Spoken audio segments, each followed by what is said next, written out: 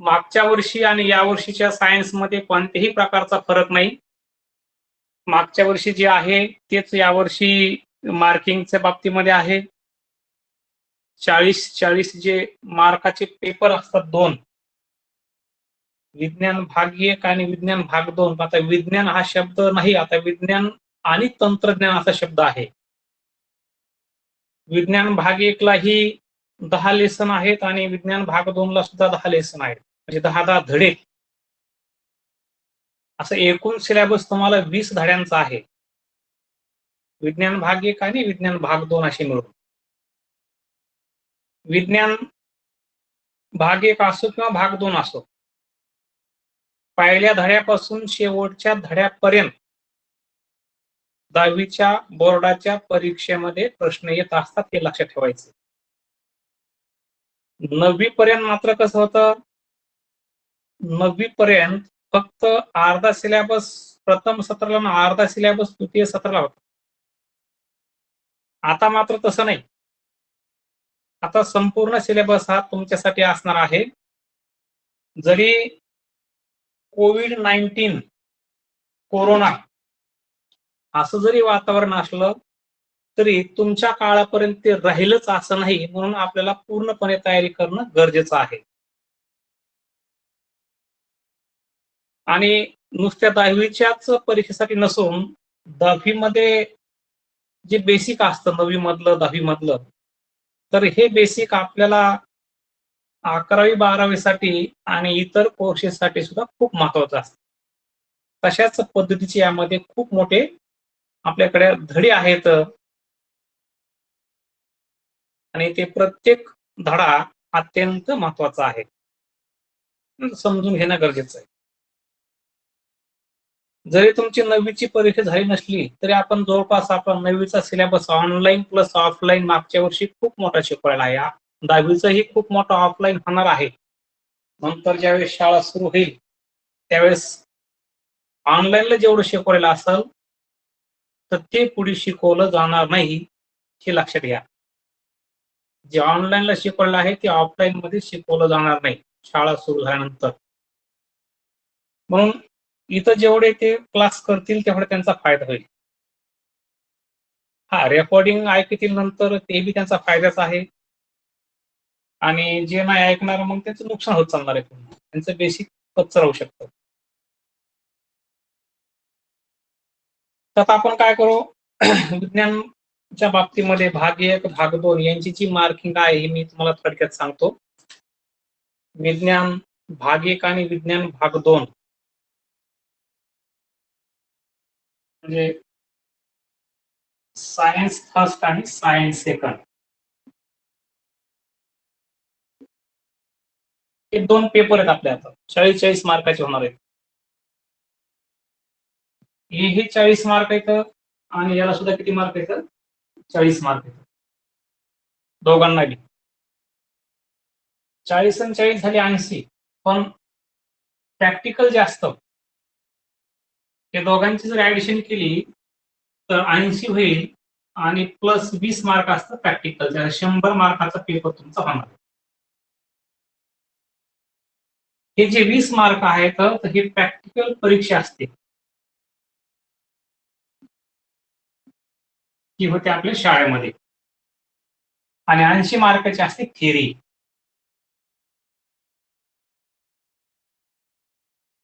चाळीस मार्काचा भाग 1चा पेपर, 40 मार्काचा भाग 2चा पेपर.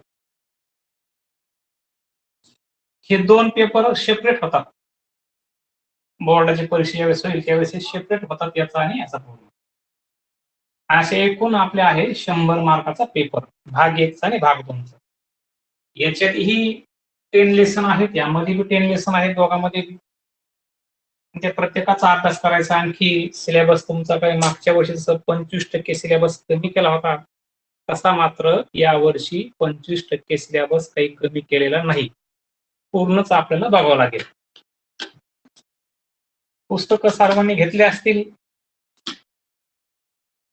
भाग 1 भाग 2 आणि हा ओके, सगळेच पुस्तकं घ्यायचे तर आणि अभ्यासाला लगेच सुरुवात करायची आजपासून असो किंवा काही नाही अगोदरपासून केली असेल. आता आपल्याला विज्ञान भाग 1 आणि विज्ञान भाग 2 असे दोन्ही भाग आहेत. त्याच्यापैकी विज्ञान भाग 1 यामध्ये जो काही पहिला धडा आहे तो भौतिक शास्त्राचा आहे, ज्याला फिजिक्स असं म्हणतात. तो फिजिक्सचा लेसन आहे भाग 1 चा. बघा, आपल्या सायन्सची जी काही रचना आहे, तर हे फिजिक्स, केमिस्ट्री आणि बायोलॉजी तिघांचं मिळून कॉम्बिनेशन पार्ट 1 आणि पार्ट 2 मध्ये केलं. आता तुम्ही 10वीला आलात म्हणजे तुम्ही आता कॉलेजला गेल्यासारखा. पुढच्या वर्षी या वेळेला तुमचा निकाल वगैरे लागून तुम्ही 11वीच्या तयारीत असणार आहे. 11वीला गेल्यानंतर तुम्ही सायन्स घेता आणि त्या सायन्समध्ये फिजिक्स, केमिस्ट्री आणि बायोलॉजी असे विषय असतात.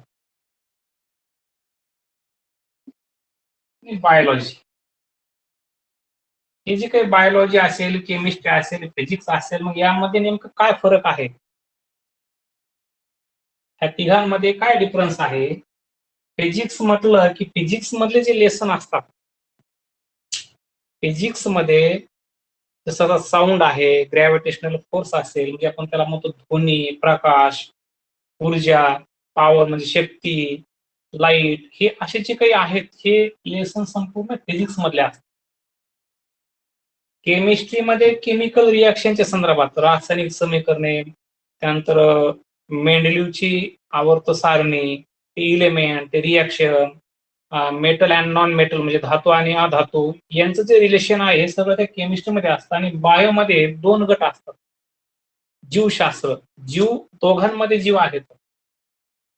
एक कशामध्ये ॲनिमल मीन्स प्राणी आणि दुसऱ्या ठिकाणी असतं वनस्पती. म्हणजे प्राण्यामध्ये आणि वनस्पतीमध्ये जीव असतात आणि म्हणून पुन्हा ह्या बायोचे 2 भाग पडतात. त्याचे पुन्हा 2 पेपर असतात, ज्यामध्ये या ठिकाणी असतं झूलॉजी आणि बॉटनी.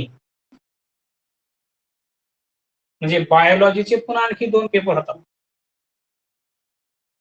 हे 11वी-12वी सांगतो, पण हे सगळ्यांचं मिक्सर सायन्स पार्ट फर्स्ट आणि सायन्स पार्ट सेकंड मध्ये आहे आपल्याला. हे सगळं एकत्र होऊन आपल्याला सध्या आहे. त्याच्यामध्ये सेपरेशन नाही. हे सगळं एकत्रीकरण सायन्स फर्स्ट आणि सायन्स सेकंड म्हणून आहे. मग सायन्स फर्स्ट जरी असेल तर त्यातला जो फर्स्ट लेसन आहे हा आहे फिजिक्स रिलेटेड लेसन आहे. फर्स्ट लेसन हा फिजिक्सच्या संबंधित लेसन आहे. ज्याचा सेकंड जो लेसन आहे तो केमिस्ट्रीशी रिलेटेड आहे. की क्लासिफिकेशन ऑफ इलेमेंट त्याच्यामध्ये किंवा क्लासिफिकेशन ऑफ पिरियोडिक टेबल, त्याला मूलद्रव्यांचे वर्गीकरण म्हणतात, तो आहे केमिस्ट्रीशी रिलेटेड. तिसरा जो आहे पार्ट फर्स्ट मधला रासायनिक अभिक्रिया आणि समीकरणे, म्हणजे रासायनिक अभिक्रिया आणि समीकरणे हा जो लेसन आहे हा केमिस्ट्रीशी रिलेटेड आहे. त्याला म्हणतो आपण केमिकल रिॲक्शन अँड इक्वेशन. आणि मग नंतर आणखी जो काही फोर्थ लेसन आहे की विद्युत धारेचे परिणाम. विद्युत धारेचे परिणाम जे आहेत इफेक्ट ऑफ लाईट, त्याच्यामध्ये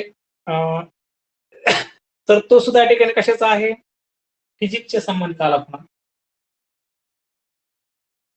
म्हणजे अशा प्रकारे हा विद्युत धारेचे परिणाम म्हणजे कोणत्या ठिकाणी इफेक्ट ऑफ इलेक्ट्रिक करंट आहे तो. नंतर पुन्हा हीट म्हणजे उष्णता, फिजिक्सचा आला.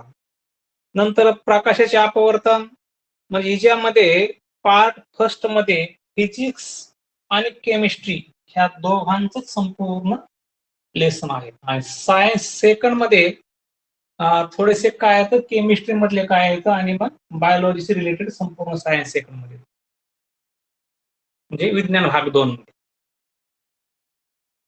तर हरकत नाही, भाग 1 चीच माहिती आपल्या अगोदर घ्यायची. भाग 1 मध्ये पहिलाच धडा हा गुरुत्वाकर्षण आहे. हा धडा अत्यंत डोक्यावून जातो बऱ्याच जणांच्या. गुरुत्वाकर्षण, ज्याला ग्रॅव्हिटेशन म्हटलेलं आहे, अर्थ नुसतं आपल्याला लहानपणीपासून माहित असतो की गुरुत्वाकर्षण कशाला म्हणतात ते माहितीच ना. गुरुत्वाकर्षण काय आहे, आता आपण प्रत्यक्ष शिकवायला सुरुवात करू. जे काही सांगायचं असेल ते अधूनमधून किंवा एखादा तास आपल्याला घेता येईल नंतर नंतर थोडीशी शिकवलं म्हणजे मग तुम्ही म्हणताना काहीतरी शिकवलं नाही नुसतीच माहिती सांगितली म्हणता. पण शिक्षण घेत असताना बाकीची जी माहिती असणं फार गरजेचं आहे. नुसती गाढून मेहनत करून बी चालत नाही. त्यातले शिक्षण घेताना आपल्याला कोणत्या दिशेला जायचं आहे, आपले डायरेक्शन बी महत्वाचे असते. आपण करायचं काय, अभ्यास कसा करायचा, त्याचे एक व्हिजन असतं, ते प्रत्येकाने ठरवा. लॉकडाऊनचं निमित्त आहे, उलट चांगलं चान्स आहे.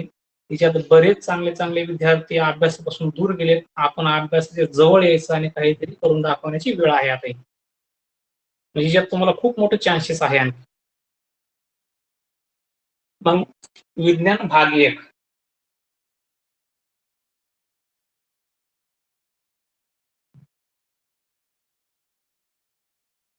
लेसन नंबर 1, गुरुत्वाकर्षण.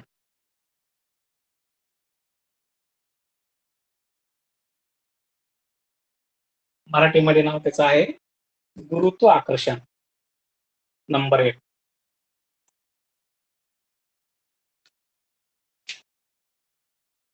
ज्याला म्हटलेलं आहे ग्रॅव्हिटेशन.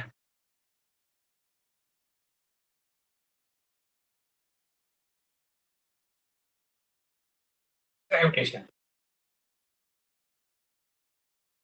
आता गुरुत्वाकर्षणाचा अर्थ प्रत्येकाला माहित असणार आहे. सांगू शकाल कोणी की नेमकं गुरुत्वाकर्षण कशाला म्हणायचं तर?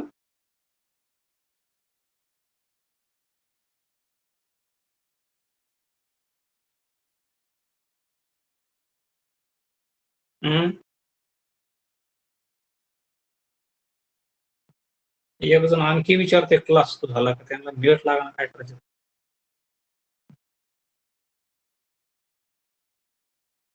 कोण सांगता बरं गुरुत्वाकर्षण नेमकं एखादं एक्झाम्पल की गुरुत्वाकर्षण म्हणजे काय?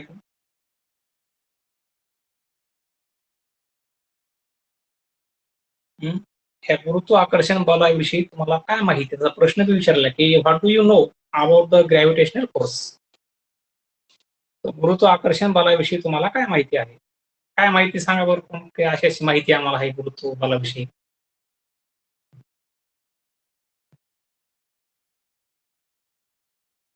सांगा साक्षी.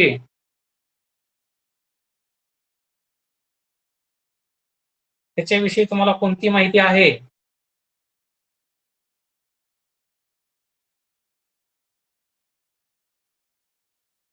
नंदिनी.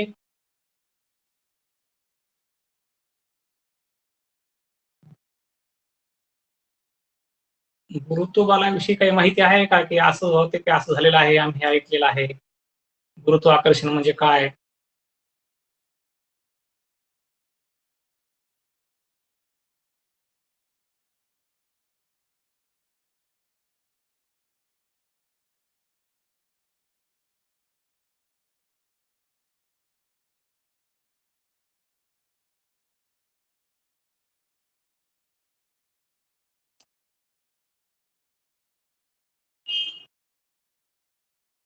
नाही सांगतेत का? एक तर माहित असेल तुम्हाला की आपण वर फेकलेली वस्तू जमीन खेचून घेते. माहिती आहे ना हे? वर फेकलेली वस्तूला जमीन खाली स्वतःकडे ओढून घेते हे तर आपल्याला माहिती आहे ना. त्यालाच गुरुत्वाकर्षण म्हटलेलं आहे. मग गुरुत्वाकर्षण हे एक बल आहे बल. जसं आपण एखाद्या वस्तूला जर बल लावलं तर ती वस्तूचं काय होतं विस्थापन होतं.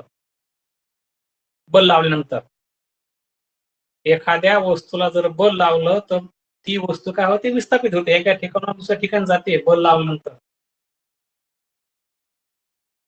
आणि गुरुत्वाकर्षण बल, घर्षण बल, स्थितिक विद्युत बल हे काय सगळं हे बलाचे प्रकार आहेत. तसंच हे काय आहे गुरुत्वाकर्षण हे सुद्धा एक बल आहे. पण याचं एक वैशिष्ट्य असतं की हे एक वैश्विक बल आहे. हे मागच्या वर्षी आपण शिकलो ते. आणि या बलाचे एक वैशिष्ट्य असतं की जे पृथ्वीवरच्या कोणत्याही दोन वस्तूमध्येच नाही तर कोणत्याही दोन खगोलीय वस्तूमध्ये सुद्धा ते प्रयुक्त होतं. आता विषय कोणता आहे? पृथ्वी. पृथ्वीवरच्या दोन वस्तूवर नाही तर खगोलीय वस्तू म्हणजे जे विश्व आहे, विश्वामध्ये आपण म्हणतो चंद्र, सूर्य, तारे, 8 ग्रहे यांच्यामध्ये सुद्धा हे बल आहे. कोणतं बल? गुरुत्वाकर्षण बल. आणि मग हे जे काही बल आहे तर याची माहिती आपण मागच्या तासामध्ये बघितलेली आहे. कोणती? हे गुरुत्वाकर्षण बल हे एक वैश्विक बल आहे. याबद्दलची माहिती आपण मागच्या वर्षी बघितलेली आहे की we have seen in the previous standard that the gravitational force is a universal force and it acts not only between two objects on the earth but also between any two objects in the universe. म्हणजे काय होतं की खगोलीय वस्तू ज्या असतात या खगोलीय वस्तूमध्ये सुद्धा ते अट्रॅक्ट होतं हे बल. तर आपल्याला काय करायचंय? ठीक आहे, आपल्याला सांगितलं की बाबा हे जे बल आहे हे पृथ्वीवरच्या नुसत्या दोन वस्तूमध्ये नाही. म्हणतोय हे जे काही बल आहे की हे बल not only between two object on the earth. पृथ्वीवरच्या दोन वस्तूमध्ये हे बल नाही तर कुठं कुठं बल हे? तर खगोलीय वस्तूमध्ये सुद्धा प्रयुक्त होतं. हे कोणत्याही दोन खगोलीय वस्तूमध्ये हे बल प्रयुक्त होतं. कोणतं? गुरुत्वाकर्षण बल, एकमेकाकडे खेचून घेण्याचं बल. पृथ्वीवरचं माहिती आपण वर टाकलेली वस्तू पृथ्वीवर येते, पण पृथ्वीसारखे जे इतर ग्रह हे सुद्धा एकमेकाला स्वतःकडे ओढत असतात, पण का ते एकमेकाकडे जात नाही ही सगळी माहिती यामध्ये. किंवा वरची खाली वस्तू येते पण पृथ्वीवर समजा तुम्ही एखाद्या बाकड्यावर दोघ जण जर बसले असतील तर ते एकमेकाकडे का खेचले जात नाही, त्याला कोणते घटक कारणीभूत आहेत त्याच्यामध्ये माहिती आहे, ते आपल्याला याच्यामध्ये बघायची. तर तेच आता आपण बघत आहोत ग्रॅव्हिटेशन मीन्स गुरुत्वाकर्षण. त्या गुरुत्वाकर्षण बलाचा शोध कोण लावलेला आहे? Isaac Newton. कोण लावलेला आहे? आयझॅक न्यूटन यांनी तो गुरुत्वाकर्षण बलाचा शोध लावलेला आहे, हे लक्षात घ्या. तुम्ही एक गोष्ट ऐकली असेल की न्यूटन एकदा एका झाडाखाली बसले होते आणि वरून एक सफरचंदाचं फळ बसले होते आणि झोपले होते, मग त्यांच्या डोक्याजवळ पडलं. इथं गोष्ट ऐकलेली नाही सर्वांनी? त्यांच्याविषयी एक आख्यायिका सांगितलेली. त्याचा एका झाडाखाली ते बसले होते आणि काय झालं होतं की ते सफरचंदाचं जे फळ आहे ते फळ त्यांच्या जवळ पडलं आणि मग त्यांच्या मनामध्ये काय झाले, काही प्रश्न निर्माण झाले. कोणते प्रश्न निर्माण झाले? की हे जे काही बल आहे, हे जे बल आहे एखाद्या पुस्तकातच चित्र दाखवलेलं आहे ते, त्या झाडावरचं फळ हे खाली पडलं, ते झाडावरून फळ नेमकं खालीच का पडलं असं त्यांच्या मनामध्ये प्रश्न निर्माण झाला. की हे फळ सरळ खाली का पडलं, हे फळ असं तिरपं इकडं का नाही पडलं, हे फळ असं इकडं का नाही गेलं, ते खालीच का आलं, हा त्यांच्या मनामध्ये निर्माण झालेला प्रश्न. समजा जर त्या न्यूटनच्या जागेवर जर तुमच्यासारखं कोणी बसलेलं असतं किंवा आपल्यासारखं नव्हतं, आपल्या मनामध्ये असे प्रश्न निर्माण झाले नसते. आपल्या मनात काय प्रश्न निर्माण झाला असता, एकच कसं काय पडलं, आणखी एखादं पडेल का, आणखी एखादं पडलं तर बरं झालं असतं, घेण्यात आलं असतं. आपल्या मनातले असे प्रश्न असतात. पण हे सायंटिस्ट त्यांच्या मनामध्ये प्रश्न असा पडला की हे फळ खालीच का पडलं, सरळ का पडलं लंब रेषेमध्ये, असं तिरपं का नाही पडलं, नेमकं काय त्याच्या मागचं घटक कारणीभूत असेल. आणि मग त्या गुरुत्वाकर्षणाचा जो शोध आहे तर तो कोण लावलेला आहे? Sir Isaac Newton. ती बी लक्षात राहून घ्या. सर आयझॅक न्यूटन जे सायंटिस्ट आहेत, या सायंटिस्टनी ग्रॅव्हिटेशन फोर्स काय केला आहे, डिस्कवर केला आहे. Gravitation was discovered by the sir Isaac Newton, हे आपल्याला माहित असलं पाहिजे. डिस्कवर केलं त्यांनी. आणि मग ती आख्यायिका जी मी तुम्हाला सांगितली की सफरचंद जे आहेत व ते सरळ खालीच का पडतात, तिरपीच का पडत नाही, त्याची समान रेषेतच का जात नाही, हे त्यांच्या मनातले प्रश्न पडले. आणि नंतर बऱ्याच विचारांती मग त्यांनी काय निष्कर्ष काढला होता की पृथ्वी सफरचंदाला स्वतःकडे आकर्षित करीत असते. या आकर्षण बलाची दिशा ही काय पृथ्वीच्या केंद्राकडे असेल असं त्यांनी शोधलं. की हे जे काही फळ आहे ते फळ काय करते, पृथ्वीवर पडते. म्हणून इथं काय केलं तुम्हाला इथं पुस्तकामध्ये फिगर असे काय केले आहे, पृथ्वी गोल आहे आणि गोल दाखवले आहे.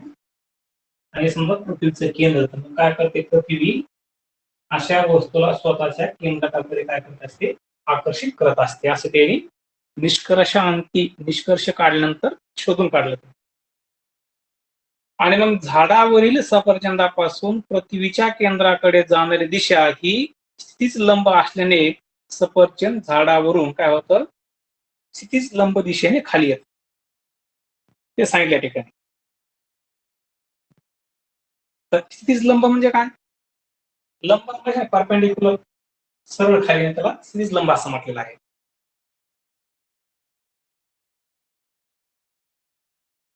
मग त्याने ठिकाणी सांगितलं की बऱ्याच विचारांती तो निष्कर्ष काढलेला आहे की after much thought he came to the conclusion. कोणी कन्क्लुजन काढलं, कोणी निष्कर्ष काढला, न्यूझॅक जे काय आहेत ना ठिकाणी सर आयझॅक न्यूटन यांनी या ठिकाणी तो निष्कर्ष काढलेला आहे. आणि मग आकृतीमध्ये दाखवल्याप्रमाणे इथे बाजूला आकृती आहे. मग पृथ्वीवरचं एक सफरचंदाचे झाड दाखवलंय, सफरचंदावरील बल पृथ्वीच्या केंद्राच्या दिशेने असते असे दाखवलेले पुस्तकात आहे. आणि मी इथे समोर आकृती काढलेली. आकृतीमध्ये चंद्र आणि पृथ्वी यांच्यातील गुरुत्वाकर्षण बल सुद्धा दाखवलं आहे. मग जसं समजा ठिकाणी झाडाचं आहे फळांच्या बाबतीमध्ये, तसे ते चंद्र दाखवला. मग चंद्र आणि पृथ्वी यांच्यामध्ये सुद्धा हा फोर्स आहे काही दाखवलेला आहे त्याच्यामध्ये, ते सुद्धा दाखवलेलं आहे. मग न्यूटनने विचार केला, आता याच्या पुढे न्यूटनचा कोणता विचार बघा, की न्यूटनने विचार केला की जर का हे बल वेगवेगळ्या उंचीवर असलेल्या सफरचंदावर प्रयुक्त होत असेल तर ते सफरचंदाहून बऱ्याच अधिक उंचीवर पृथ्वीपासून खूप दूर असलेल्या चंद्रासारख्या वस्तूवरही प्रयुक्त होत असेल का, हा त्यांच्या मनात प्रश्न पडला. आता हे बल इथं असणाऱ्या फळावर अटॅक झालं, प्रयुक्त झालं, इथं असणारे होऊ शकतं, इथं असणारे होऊ शकतं, इथं होऊ शकतं. पण समजा आता ह्या सफरचंदाच्या फळापेक्षा आणखी वर चंद्र आहे, आणखी काही इतर ग्रह आहेत, यांच्यावर सुद्धा ते प्रयुक्त होत असेल का, हा त्यांचा प्रश्न आहे. हे जे बल आहे फक्त याच वस्तूवर नसून तर खगोलीय ज्या वस्तू असतात, चंद्र, सूर्य किंवा इतर या ठिकाणी असणारे जे ग्रह आहेत त्यांच्यावर सुद्धा ते बल प्रयुक्त होत असेल का, असे एक ना अनेक प्रश्न त्यांच्या मनामध्ये निर्माण झाले. आणि मग दूरवरच्या खगोलीय वस्तूवर सुद्धा बल प्रयुक्त होत असेल का असे प्रश्न निर्माण झाले. आणि मग त्याच्यातूनच त्यांनी काय केलं होतं, त्या गुरुत्व आकर्षणाचा शोध लावला होता आणि मग त्याचा शोध घेण्याचा प्रयत्न त्यांनी केला. तर हे झालं पहिले पॅराग्राफ मधली माहिती की गुरुत्वाकर्षण बल मग सर्वत्रच आहे हे त्यांनी शोधून काढलं होतं. आता नंतर काय झालं की आता मग थोडी एक माहिती आपल्याला बल आणि गतीच्या संदर्भामध्ये. बल आणि गती, तर त्या गतीमध्ये गतीचे प्रकार असतात. त्याच्यामध्ये वर्तुळाकार गतीची आपल्याला माहिती आहे. पण आता बल म्हणजे बळ लावणं आणि गती ज्याला आपण स्पीड म्हणतो, हे दोन शब्द वेगळे आहेत. त्या न्यूटनच्या बाबतीमध्ये थोडीशी पाठीमाग आणखी माहिती आहे बघा, पाठीमागच्या पेजवर. बघा आता त्यांचं 1642 ते 1724 हे आधुनिक काळातील अग्रगण्य शास्त्रज्ञ त्यांना म्हटलेलं आहे न्यूटनला. अग्रगण्य असं म्हटलेलं आहे. त्यांनी गतीचे नियम, गतीची समीकरणे, गुरुत्वाकर्षणाचा सिद्धांत, त्याने काय केलं होतं की स्वतःचं एक पुस्तक आहे की प्रिन्सिपिया नावाचं. प्रिन्सिपिया नावाच्या पुस्तकामध्ये त्याने ते गतीची समीकरणं, गुरुत्वाकर्षणाचा सिद्धांत, गतीचे नियम हे त्या पुस्तकामध्ये मांडले होते त्यांचं. त्याचा एक आपण परिचय बघत आहोत. पण आयझॅकच्या पहिले आणखी एक सायंटिस्ट होते बघा, केपलर. तर केपलरने ग्रहाच्या कक्षेचे वर्णन करणारे 3 नियम मांडले होते, केपलर या सायंटिस्टने. परंतु ग्रह या नियमाप्रमाणे भ्रमण का करतात या मागील कारणांची काहीच जाण त्यांना नव्हती. मग न्यूटनने काय केलं की गुरुत्वाकर्षणाचा सिद्धांत वापरून ते नियम गणितीय पद्धतीने सिद्ध केले न्यूटनने. न्यूटनचं आणखी ध्वनी, उष्णता आणि गणित या क्षेत्रामध्ये सुद्धा अत्यंत उल्लेखनीय कार्य आहे, लक्षात घ्या. कोणाचं? हे न्यूटनचं सुद्धा. आणि त्यांनी गणिताच्या एका नवीन शाखेचा सुद्धा शोध लावला आहे. कॅल्क्युलस या नावाने ओळखल्या जाणाऱ्या या शाखेचा गणितामध्ये आणि भौतिक शास्त्रामध्ये सुद्धा मोठ्या प्रमाणामध्ये उपयोग केला जातो. आणि न्यूटन हे परावर्तक दुर्बीण तयार करणारे पहिले सायंटिस्ट आहेत, न्यूटन. ही लक्षात ठेवा. आता इथपर्यंतची माहिती लक्षात ठेवा. आपण काय फक्त एक घड्याचा परिचय आपण आज बघितलेला आहे. गुरुत्वाकर्षण संदर्भामध्ये त्याचा शोध लावणारे सर आयझॅक न्यूटन आहेत. त्यांच्या मनामध्ये अनेक प्रकारचे प्रश्न पडले आणि मग त्याच्यावरून त्याचा शोध लावला आहे गुरुत्वाकर्षण बलाचा. तर आपण आता बघितलेलं आहे. आता गतीविषयी थोडी माहिती आहे की circular motion and centripetal force त्याला म्हणतात. अभिकेंद्री बल, वर्तुळाकार गती आणि अभिकेंद्रित बल. गतीचं आपल्याला माहित आहे, एक समान गती असते ना एक समान गती असते, हे आपल्याला माहिती आहे गतीच्या बाबतीमध्ये. तर इथपर्यंत आता लक्षात ठेवा. आज आपण थोडी इंट्रोडक्शन घेतलेली आहे. उद्याच्याला बी आपला तास होईल. तर बाकीच्या मुलांना थोडस तुम्ही तुमच्यामध्ये कॉन्टॅक्ट करा, बाकीच्या मुलांना सुद्धा. आणि हे जे रेकॉर्डिंग आहे हे उद्या सकाळी तुम्हाला मिळेल ते ऐकायला. मी पुन्हा ग्रुपवर टाकेल आणि ज्यांच्याकडे ऍप असतील त्यांना ते ऍप मध्ये सुद्धा नंतर पुन्हा ऐकायला मिळणार आहे, जे झालं ते पूर्ण. राहील ना लक्षात सर्वांच्या? हो हो. Okay okay.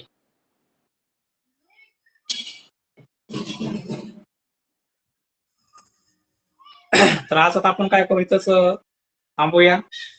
आणि थोडासा धडा जो आहे पाहिला थोडासा किचकट आहे, आता घ्यावाच लागेल. आता जरी असलं तरी बी आपण जास्त विद्यार्थी असल्या आणखी चांगला असतं. संख्या जेवढी जास्त असेल तेवढं त्यांना प्रत्यक्ष काही विचारते तर नाही त्यांना विचारता येत. जर नसेल तर मग काही विचारता येत नाही पूर्ण. तर मग ते सर्वांना गुड नाईट. आणि आपण आपलं काय बोलतात तास संपवू. बघूया कोणाचा काय मेसेज आलाय. सर्वांना गुड नाईट. Okay bye.